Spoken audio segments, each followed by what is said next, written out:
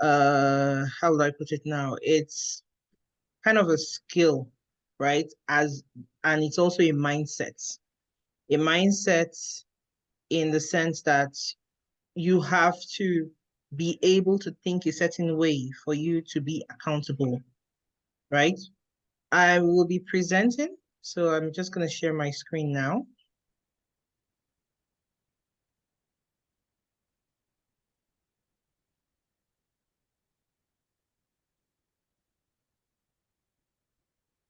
Oh, I see someone else has joined. Welcome.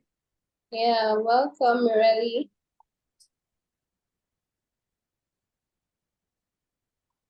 Okay.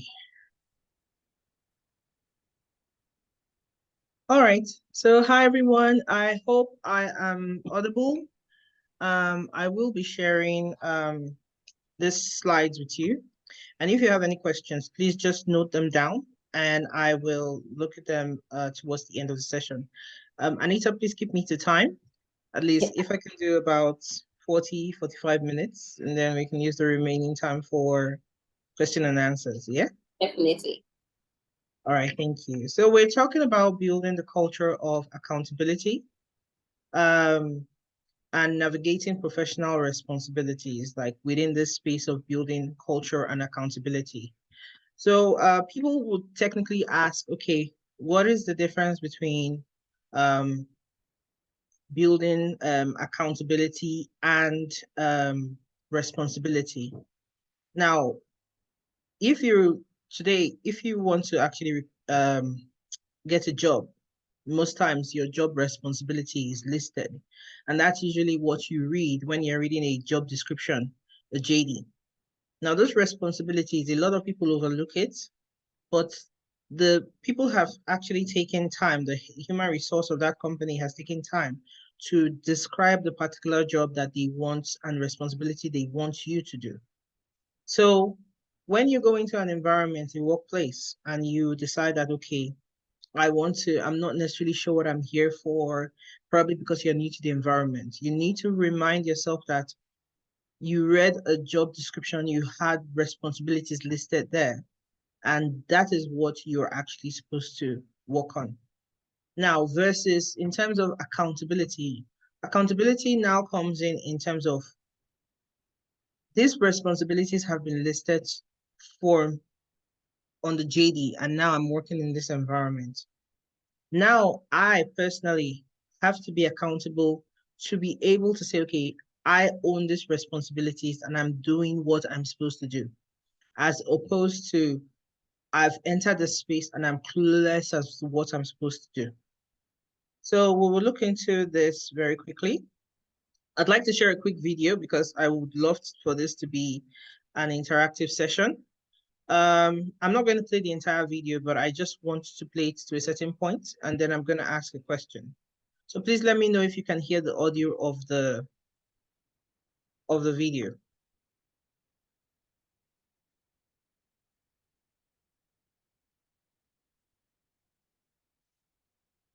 Oh, it's taking time.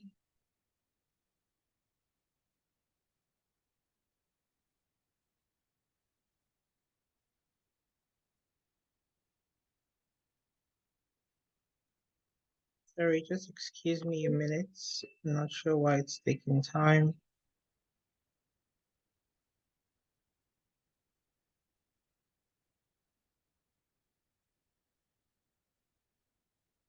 Probably need to refresh it.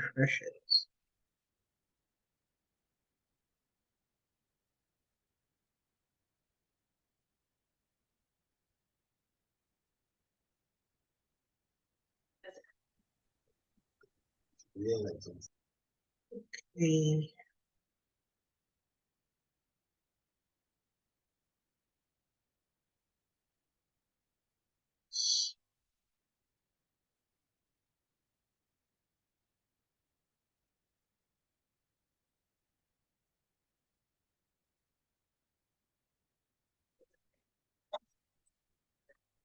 Can you hear the audio? Can you confirm if you can hear the audio? Not yet.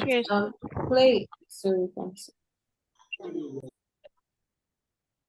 No, we can't hear the audio. You can't hear it yet? Mm-mm. Maybe you could turn on the captions.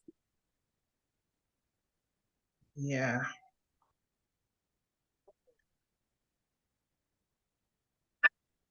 Okay.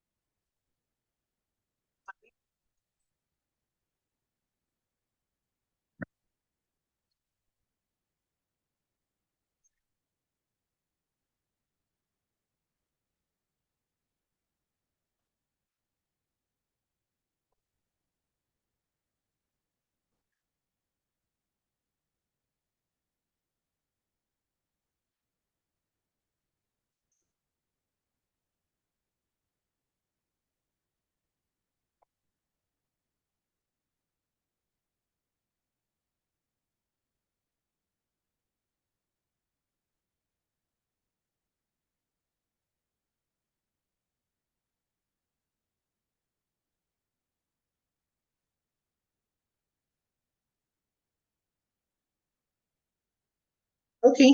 I hope everyone got the message. If you didn't, just let me know.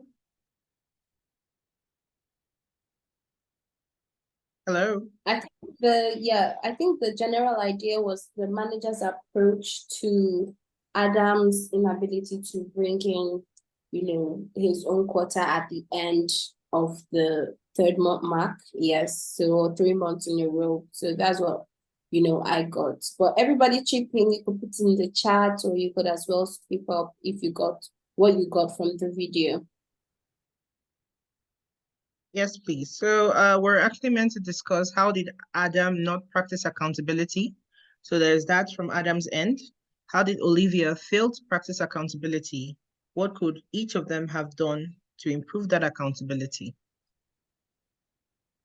Do I have any views from the... Yeah, I see Sylvia as unmuted. Sylvia, do you have something to say? Yeah, I have something to say. Though I didn't get everything because I had to reply your chat and also transfer the host. But from what I got so far, I think there was a miscommunication somewhere. They weren't communicating to each other. like Yes, the that Adam and the Olivia. yes, that's actually one of the points. Yes. And also, what you said, Anita, too, is also correct. Anyone else? So I can quickly move on from. Patricia, Edithia, Manuela, anyone else? You could drop it in the chat if you can't speak. Okay, we can get back to that maybe at the end of the session because there's time. Okay, constraint. Okay, just to explain quickly. So, Adam, from the part of Adam did not practice accountability because he relaxed in his role and expected that someone else was tracking his work for him, as opposed to him taking responsibility to actually track his work himself. He actually should know what numbers he's bringing in because he has a target, and that target he's actually meant to meet it every single month or exceed it. So if he's not meeting his target, he should know that he's not meeting his target, and whatever tools or processes or whatever support he requires, whether from his team members or whether from his manager, he should have raised it, but he was lax about it. For Olivia failed in her own space as a manager because she did not hold Adam responsible for the role that she had given to him. As a manager, she is meant to be on top of her team members to know that, okay, this is the job responsibility that has been given to you. This is the expected target that you are meant to meet. And she is meant to actually check his metrics and not the team members actually raising that to her. So in her own role, she did not hold her team members accountable, and she was not aware of what was happening within the team. So what could both of them could have done to improve accountability is yes, um, they could have Olivia could have communicated with the team more to be on top of what the team members are doing and also be on top of their numbers and know if they are meeting their KPI, their metrics or not. And also, Adam could have communicated with his team members because he should be a team player and also understand that he has not met his own part of the deal in the team dynamics and also be on top of his game. So in the sense, what above the line and below the line means is that above the line is going above and beyond in terms of communicating, in terms of engaging with the team, and in terms of coming to a middle ground in terms of how they're going to meet their targets and how to exceed their targets and how to be accountable for the work that you currently have. Below the line would more or less be what the team members did in terms of the blame game. Oh, Adam is not contributing. Oh, Adam is not meeting his target. Now, Adam is the one that has caused us not to meet our target. And that is a blame game. And that is not what you would want to do in the space as a team member.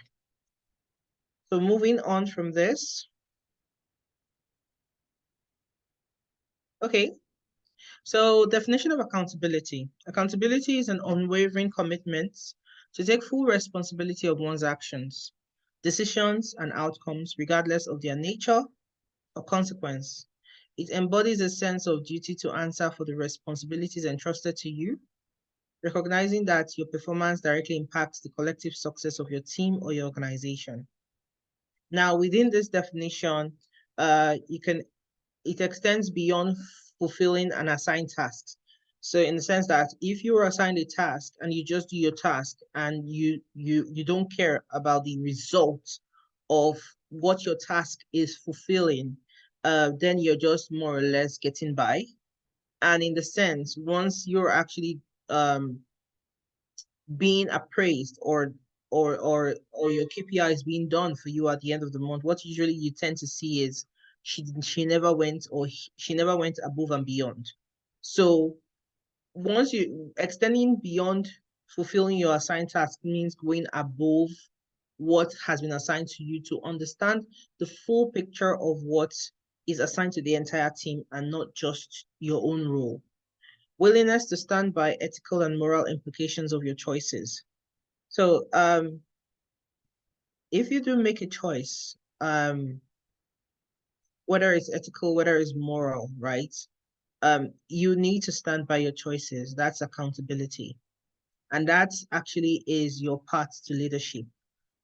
If you are able to be brave and make decisions and stand by it, no matter who you are facing at the time, um, that actually gives you the confidence to continue to do um, other tasks that are assigned to you. Now, I know there is the part of fear where, okay, what will my boss say? I can't talk to my boss. I can't stand up to my boss. No one is asking you to be disrespectful, but you need to be able to have boundaries, even at your workplace, and you need to be able to have ethical and moral standing or your principles too within the workplace in terms of how you intend to be accountable to all the things that you're assigned to. Integrity, reliability, and trust. Integrity, yes, you want to keep your integrity. That's very key. And in the sense that if you are given a task and I ask you, for example, as a manager, is your task done?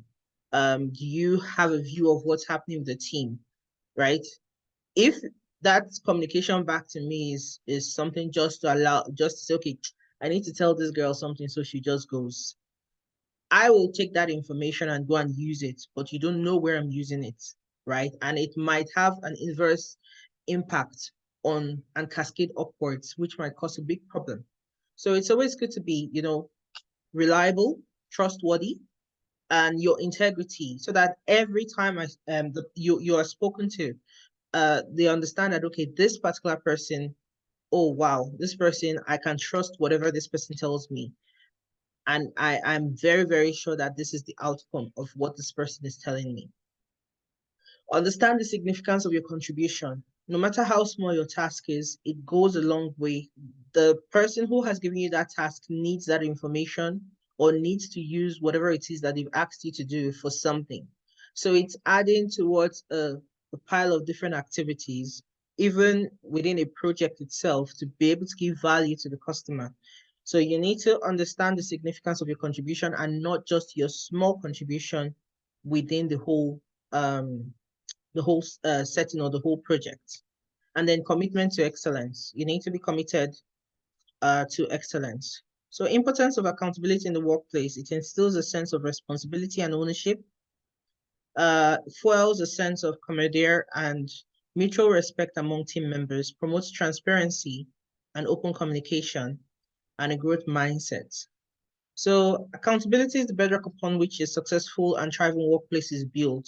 Because if each person decides to be accountable for and responsible, right, accountable to their responsibilities, it goes a long way. Because let me give an example.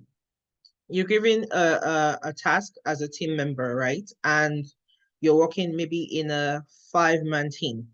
You're probably let me use an example, data analyst, and your role is to actually provide the data that the maybe sales team needs to analyze to be able to know if they want to prioritize a particular product for the development team, or if they want to do a promotion, and then that activity is given to you. Now, accountability is I can pick up this work and quickly do it, right? I can pick up this work and own it and quickly work on it. Or I don't think I'm not the one that really wants to work on this. They can probably assign it to someone. I'm not going to say anything. But the thing is that you learn every single day when you're actually performing these activities. And it's not just about ownership and responsibility, it's about also growth, building yourself. That mindset of, I need this experience. I would love to be part of this project. There should be a shift in your mindset in terms of how you approach working in your organization or working with team members, right? And when you see that, when you're even doing this, you'll see that, okay, oh, I'm really like gelling, or I'm really like, making friends with my team members. They respect me, I respect them. I'm gaining a lot of experience from this project. By the time I get to the next project, this is going to be like, easy peasy for me, and I can even take on more responsibility. And that ownership gives you the confidence to be able to move, most likely to the next level. I see some notes, probably some questions. I'll come to that quickly. So accountability, a quote from Stephen R. Covey. He is the author of 7 Effective Habits. So he wrote here, accountability breeds responsibility. So key principles of accountability. We have clear expectations, clearly defined roles, responsibilities, and performance expectations for individuals and teams. So what I advise, even myself most times, is if you're going into a new environment or you're going to be working in a new setting, or you're currently working in a job, one of the things discussions you should clearly have with your manager or your team lead is, this is the role that I understand that I'm assigned to. These are my responsibilities. What are your expectations in terms of performance? Because if you understand the expectations of your manager or your team members, you will not have, for one, you will not have issues with your managers because you have that understanding of what the expectation is. Two, you also have the capacity to go above and beyond that particular performance because you understand what the expectations are. But when you decide to fly blind and not do that, what tends to now happen at the end of the day is you don't have an idea of what's happening, and you're just doing your work blindly, hoping that, okay, at the end of maybe the 6 months or the 1 year or annual review, I'm going to get, a good performance. But it's just the same way when you know that, okay, I want to purchase something, I have to put money together to get the exact amount to pay for that item. It's the same way you kind of need to know that, okay, this is the amount of work that I have. This is my responsibility. This is what I'm supposed to be doing. And then you work on touching each and every point in your role as the organization gives you the capacity to.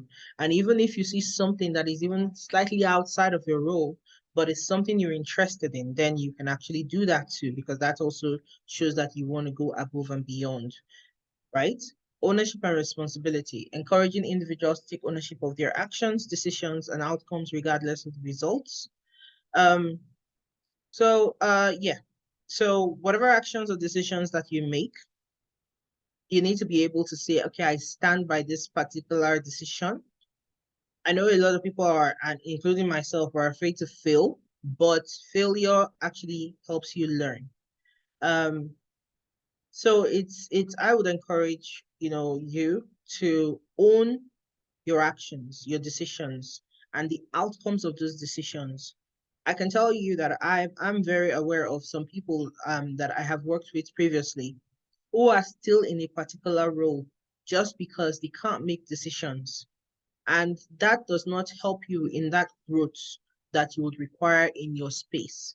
If you take decisions of and then you take ownership of that outcome, as opposed to pushing the blame on someone because the outcome did not come out the way you expected it to, um, then what's going to happen is you're going to lose the respect of your team members.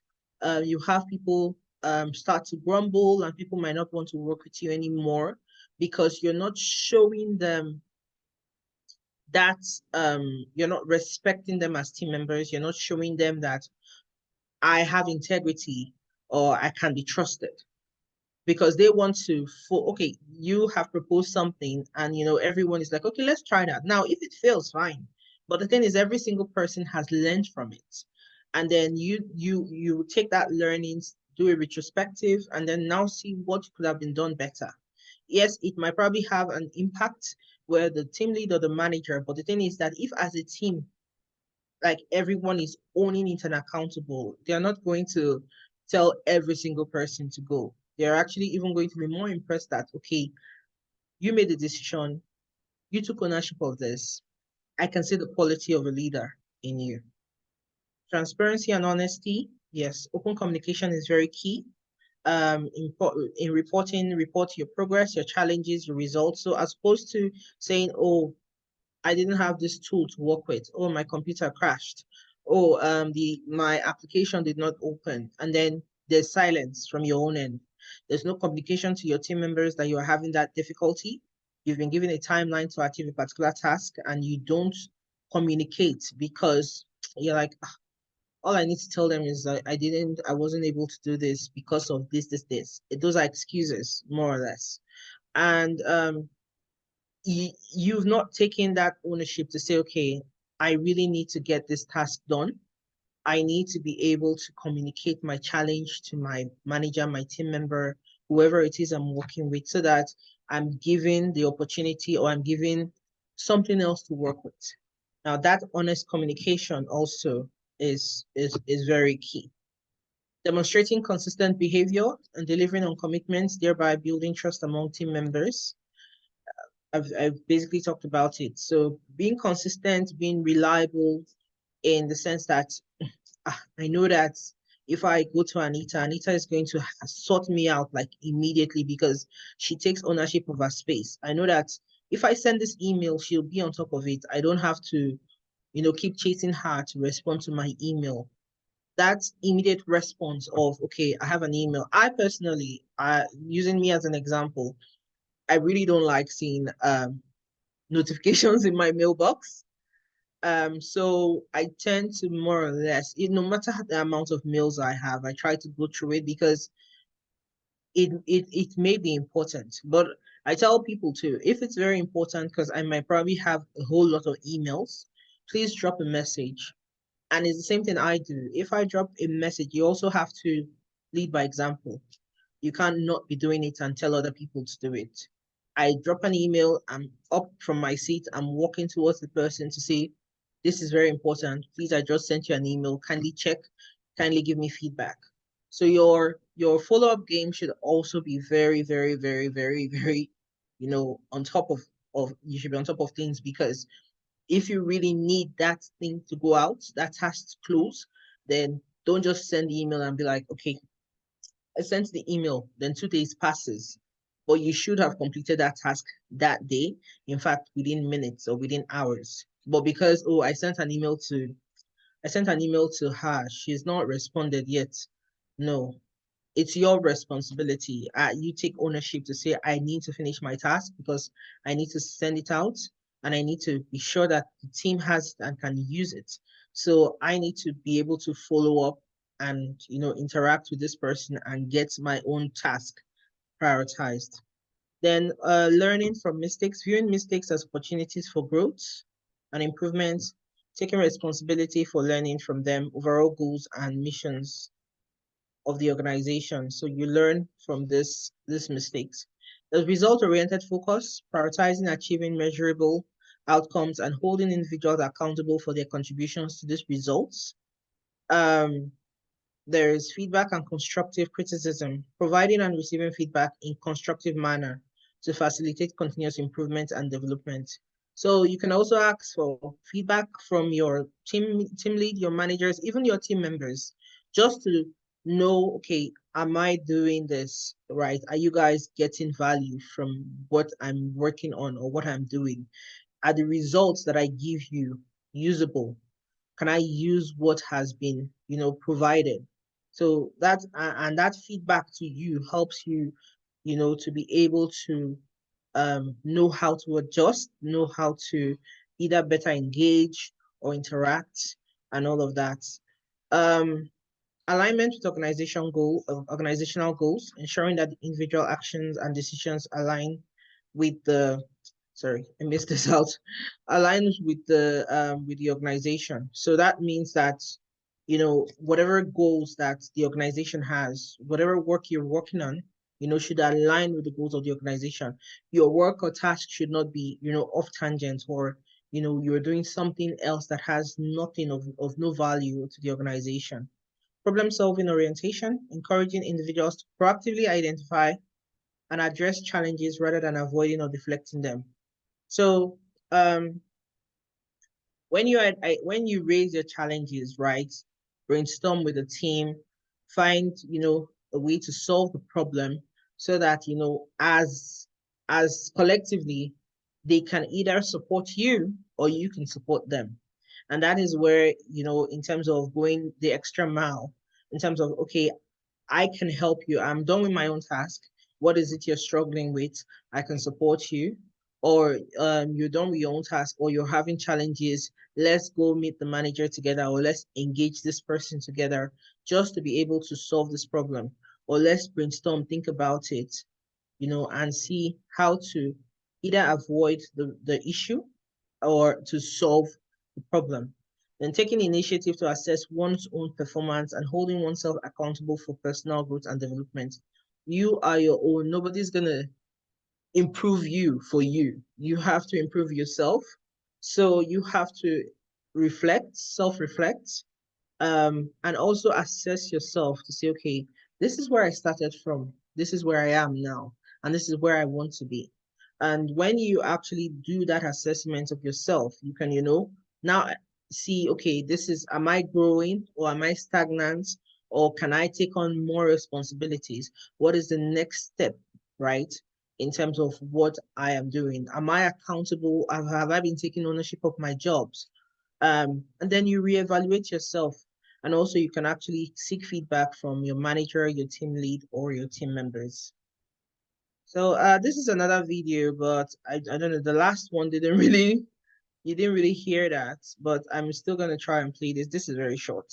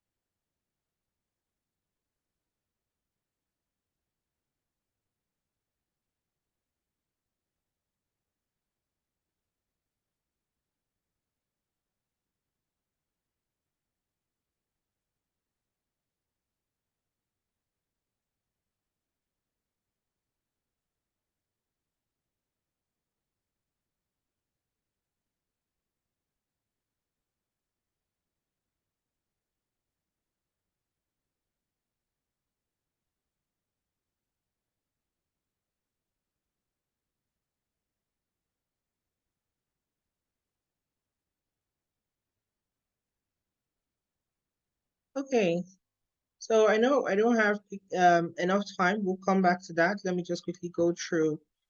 So tips for effective communication: active listening, articulate expression, asking for clarification. So fully engaging with the speaker, demonstrating empathy, understanding, and providing effective communication. So when you're communicating, right, you should actually demonstrate empathy while you're listening to the person communicate, either to you or when you are communicating to someone, right? There should be a respectable discussion between both parties, because it's not a blame game. It's more or less like brainstorming to understand the problem and to be able to clearly articulate what you're trying to say, or listen to what the person is saying, so that that particular issue is understood, and then there is active collaboration between the team members. So you can also seek clarification if you do not understand what has been told to you. If your task or your responsibility is not clear, you can ask for further clarifications to be able to understand that, and then articulate your thoughts and your ideas, so that when you're communicating, that is also understood by the audience. For accountability, you cannot assign an ownership. You cannot assign ownership. People need to take it. You can assign responsibility. You can ask people to be accountable, but you cannot assign ownership to anybody. You as a person need to take that ownership and be the one to say, okay, I own this. I am accountable. You can hold me responsible for this. So taking the initiative and ownership, meaning being brave. Being brave to be able to say, I can do this. I will be the one to work on this. Or I will be the one to I stand by this decision. Let's take this route. Let's take this option. And then they're like, oh, no, no, no. Like, I'm not going to take responsibility for this. I'm not going to be the one to hold if this doesn't work. But you have to be brave, like, and say, okay, if you're sure that this will work, and even if you're not sure it's going to work, but you have an idea that it may work, then you actually weigh the impact to the organization, and then you can take the initiative, right, to be able to say, okay, I can do this. I will take ownership of this. Let's do it. You can hold me accountable for this. So fostering a culture of accountability, collaborate and support amongst team members, working together, leveraging each other's strengths and providing assistance when needed to achieve common goals. So when you work with team members, don't work in silos. Unless you're the only one really on a team. I would encourage you to collaborate with your team members, understand what the team is working on, right? Work together because someone's strengths, right, could help you. Your strengths could also help someone else, and you also learn from each other. And that is the thing that's the beginning of forming a very strong team. When you both assist each other, you listen to each other, right, and collaborate and support each other, then as a team, you are all collectively accountable for the results. Recognizing and celebrating accountability, acknowledging and commending your team members. So giving your team kudos, when your team members take ownership, and then that's the results, right? If you give your team, oh yeah, oh, for example, the example that I gave, I took responsibility for a task, and there's a good outcome. As a team member, also telling your team member, wow, you really took ownership, and that also impacted me, and I can see why I personally should also take ownership, or you should be the one also doing that, so that someone else tells you too, that I can see how you were brave enough to take ownership, and that's that responsibility, it improved it can actually improve the organization. If other team members see that your team is accountable and they see the result that keeps coming out from that bond between team members, because you all trust each other, you've all taken responsibility, you've all decided that you're going to be, continuously churning out value for the organization, then before you know it, that also starts to cascade to the remaining parts of the organization. So in conclusion, key points to note, own your actions, and be clear when you're actually communicating. So owning your actions in the sense that whatever decision you decide to make, just be brave enough to own your actions and be accountable to the decision that you have made.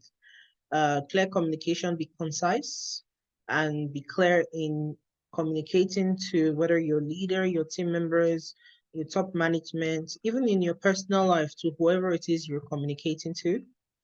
Continuous learning and improvement. Also try as much as possible to always learn, because if you do not continue learning, um, you may end up being behind. And then when you're trying to interact with your team, because people are way ahead, you would think you're not being heard or listened to, but because you need to continue being on top of your game so that you can be you can meet the expectation or exceed the expectation in your workspace, in your job, and also between your team members, and also continue to keep that respect among your team members. Proactive problem solving, whatever problems you've identified, you can be the first to state it and say, okay, I've identified this problem. Even if it's you see a team member struggling, you can walk up to the team member, and just request if the person needs support or help, especially if maybe you're done with your tasks, or if you need, you know, you need support. Don't wait and then expect someone to come support you or help you. Own it, right? And try to find what you need to do, either to solve your problem or to solve it with the team, or to, escalate it to a top management so that you get the desired result to help you fulfill your responsibility. And lastly, celebrate each other's success and learn from failures. So celebrate everyone's success just the same way they will celebrate your success. And learnings, very key. Learnings from failures for the decisions you've made so that you make the better decisions in the long run. So thank you very much. That's the end of Thank you this so presentation. much. For this is packed, is really packed. I think I dropped my question already. So let's just start, and I'm going to give, everybody else, you can start putting in your questions, or you also have the opportunity to unmute and speak. But I think for one is, how do you handle accountability with a lagging team member, especially when you have deliverables? So this person is not pulling their part, and maybe we've all had the agreement that, we're going to do this. So do I go to the manager? Do I report? Or how do I handle accountability in that part? Okay, yes, that's actually a very key question. So for a lagging team member, it there has to first be an interaction with the team member. And this also speaks towards the first video that we watched, where you saw Adam was actually lagging behind, and he was basically clueless about what he was very clueless about his role. He was very clueless about what he was meant to do. Now, the fact that you are accountable and you own your task or your space might not necessarily mean that it applies to everyone else. That person might um might have that mindset. So it's a mindset thing. Might have the mindset of, oh, yeah, I really don't want to do this. I'm not, yeah, I can probably do this next week. I don't have to do this now. But having a discussion with the team member first, pointing out the expectations, or this is the result, this is what we are trying to achieve, helping the person understand that this is your role, right, in contributing to the end result of this, right? Will help the person. So either the person will sit up and say, oh, I didn't know that this was the impact that my role was having on the team. I apologize. I'm going to work on this. Or it may be that the person really doesn't care. And then that inversely will still affect the team. So that for that particular case, the team might probably have to come together to either make the person do their work or to do the work and end up completing it. But at the end of the day, it's not something you can leave, because that result needs to be done. Like, that work needs to be done, and the result needs to go out to the organization. Now, for the part where the person isn't accountable or holding that taking that responsibility, eventually it's going to come out in their KPI or in the matrix, right? For that particular person, it's not your responsibility. Like I wrote, you can't you can't force people to take ownership. You can only, you can only tell them that, okay, this is what you're supposed to do, but the person is meant to be the person to say, I take that ownership and I will do my work. You will meet people like that in different environments, but you can't really do much in the sense of forcing them to do the work. It's basically comes to that sense of, you can take a horse to the water. You can't force the horse to drink the water, but you can work with your team. Don't just say, okay, I'm going to blame it on this person, and that's why my result, I don't have the result. Going above and beyond is ensuring you still get the desired result, even if you have one member that is actually slacking. But you have that engagement with the person. And if in the long run, you can have the discussion much later with the management in terms of, these were the challenges that I faced after the result is out, not as a not as an excuse to why I could not meet the goal. Do you understand? All right, I'm seeing Silva is raising her hand. Please just unmute and ask your question. Okay, thank you so much, Anita. Thank you so much for this. Is very informative. But I just want to ask a question. Can you really take ownership if you're not the leader of the team? Like like a team, you're not the leader. You're just a part of the team, maybe a lower subordinate. Can you take ownership when you people are given a task, especially when the leader is lagging behind? Yes, you can take ownership. And that is you can take ownership. Now, I would say yes, there's still that dynamics of hierarchy. I wouldn't say that it has changed, but as a scrum master, I would say that what I coach the team members to do is or to understand is that you don't I personally, even as a scrum master, if I have the wherewithal to be able to do that job, I will do it because I want results, right? I'm not going to wait for someone that is on top because that person hasn't done their job or is not doing their job. I'll say, okay, I'm going to relax too. If I have the capacity to be able to do it, then I will do it. And that really goes to show that you have a growth mindset and you are a leader or you have the potential to be a leader because you see where the gaps are, you see where it's lacking, but you can pick it up. Now, there's a probability of your leader taking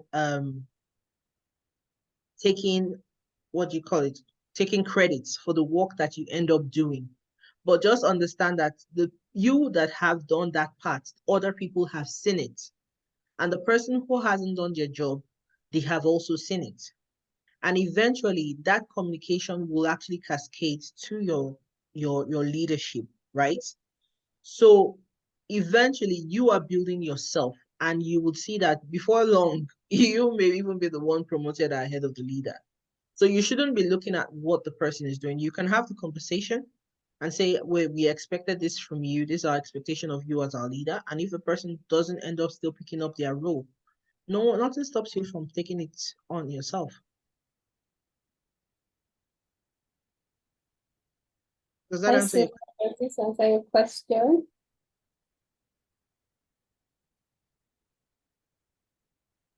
hello? Hello. I sent a follow-up because I understand what you're saying, but what if they start picking on you like that you're doing I too know you want to buy favor, you're doing going faster than your shadow? Because I don't have experienced this. You understand? Because when I have a task, I want to fulfill it, so to get off my chest and all that. But when you try to go ahead to do that thing and your leader is being slow, being sluggish to fulfill that task, and you try to go ahead to do that thing, they now start picking on you and like, she has come again. Things like that. How do you avoid something like that happening to you? Because you don't want to create an enemy with your colleague. At the same time, you also want to achieve your task. Okay. That is actually a very good question. Um, so I would call that leader a very difficult stakeholder. And I would say that in my experience working with people like that, what I tend to do is I tend to include them, right? So at the end of the day, yes, you understand the person is slacking, you understand the person is not doing their job, right? But you also want to do your job and go above and beyond, what you're actually doing.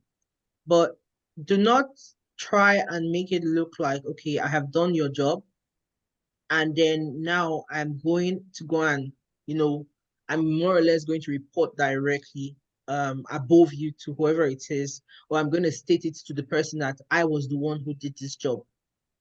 If there is a way to include the leader in the task you're doing, right?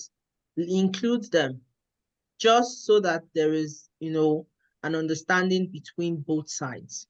And I say that because the person already has that whole mindset that okay, this lady wants to come and take my job from me.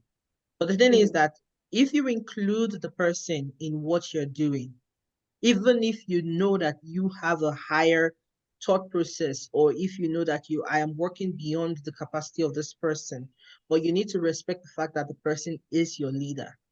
So there is a way you have to include the person in your decisions. Maybe when you just ask questions, I need you to let me know if this was. So you are including the person in what you're doing. So the person is part of it and really is not detached from it. So if the person is part of it, then they're not going to actually start picking on you because they were part of the process, even though they didn't do the work. So if you can do that, at the end of the day, eventually the person is going to be like, okay, this person is not a threat to me. This person is working with me, right? But in a different way, try and be more vocal when you're in group settings, especially with your management. But it has to just be, you just have to be what's the word now? Smart about your interactions, especially with your team leader or with your manager. But I understand where you are coming from in that sense of being picked on. So um, I would say yes, that tends to happen in organizations, but you will have to deal with that, right? You'll have to deal with that. Either have a conversation eventually with your top management about it, right? Not in the sense of reporting, just a discussion, or you have a discussion with the team member themselves or the team leader themselves, just so that you guys have an understanding of why do you feel that I want to go above you? I am trying to work with you. Sometimes it's just communication. So if the person discusses and tells you, okay, this is what I'm getting from you, you can come from your own side and say, no, this is what I'm trying to do. Let me give an example. I was working on a project, and then something went wrong. So we're in a team group, and this person is actually a senior manager, like a top manager to me. And I put that particular issue was causing a lot of problems from the customer side and from the management side, and so there was a lot of tension. Now, I communicated what I knew about the issue, right, so far in the group, but they needed to know more information. I personally could have given them more information, but I felt that the leader should give that information because he is the person that is leading that space, and I am not the one leading that space. But there was pressure on me to give that information. Now, I would have gone ahead and given that information, but I was like, let this guy work on it. Let this man be the one to give that information. So I gave a bit of bit of the information, and then I tagged the person and said, please give more details on this information. Now, what ended up happening was I got a call on the side that, oh, why are you calling me out?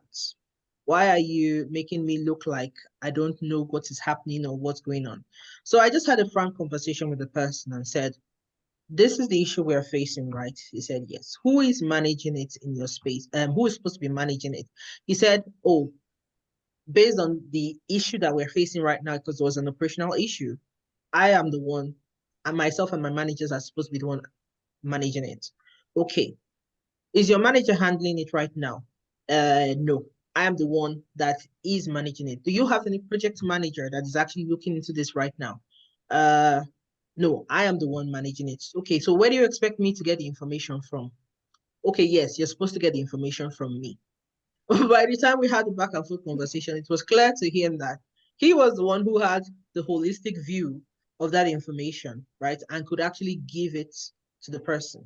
So that communication clarified that I was not throwing him under the bus. I was not going above him to act above him. I was actually putting his name there because he was the one who had the information. Now, I could have also given that information too, right? And then he would have called me later to say, okay, you know I'm handling this. Why did you go over? But I included him in that discussion, right? And at the end of the day, it was a win-win for both sides. Does that answer your question? Yeah, it does. Thank All you right. so much. Wow, you. thank you so much, Ufwa. This has been an impactful session. You really went into detail with us, and we're even above time, so I don't think we'll be taking any more questions. Everyone, please look forward to more sessions with Ufwa that will be coming up later on. I'll be dropping the information when it's ready. But let's just put a big heart emoji on the screen. Sylvia is already on board. Let's just put a big heart emoji on the screen for Ufwa. Thank you so much for coming on board. And everybody have a great week. So thank you, everyone. Thank you, Sylvia. Bye. Bye. Thank you. Everybody. Bye, Bye. everyone. Bye. Thank you so Bye. much. Have a Thank great you. time. Bye. Thank Bye. you.